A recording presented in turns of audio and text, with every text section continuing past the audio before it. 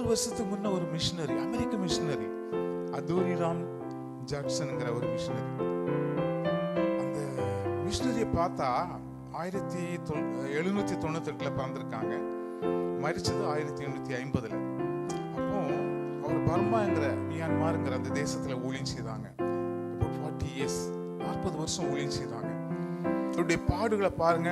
அவருடைய முதல் மனைவி ஆன் ஜாக்சன் அவங்களுக்கு 3 பிள்ளைகளும் இறந்து போனாங்க.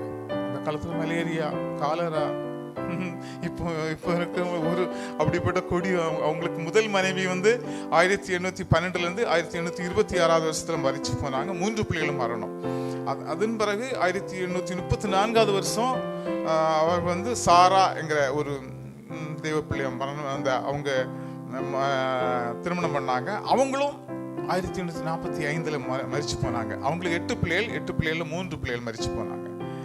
அதன் பிறகு 3வது ஒரு திருமணம் செய்தாங்க 1846. அந்த 46 உள்ள அந்த சகோதரியும் 1854 வருஷம் மரிச்சு போனாங்க. அவங்களுக்கு 2 பிள்ளைகள், அந்த 2 பிள்ளைகள் ஒரு பிள்ளை மரிச்சு போச்சுது. அப்படி அநேக பிள்ளைகளுடைய மரணம், கடினமான ஒரு சூழ்நிலை. அவருமே 1850 வருஷத்துல கடல்ல, அவர் அமெரிக்காவுக்கு போகும்போது கடல்ல மரிச்சு போய் அவருடைய அடக்கம், அவங்க ஆராதனையே கடல்ல தான், buried in the sea அப்படிங்கிறாங்க. கர்த்தருடைய பிள்ளைகள், இப்படிப்பட்ட உன்னதமான ஒரு ஊழியம். ஆமென். அவர் அநேக முறை சிறைச்சாலையில அவங்க தூக்கி போட்டிருக்காங்க. ஒரு வருஷம் முழுதும் சிறைச்சாலையில் போட்டிருக்கிறாங்க. பயங்கரமான வியாதிகளை கஷ்டப்பட்டிருக்காங்க. இவைகள் எல்லாவற்றிலும் அவர் கிறிஸ்துவை மறுதலிக்கவில்லை. ஹல்லேலூயா.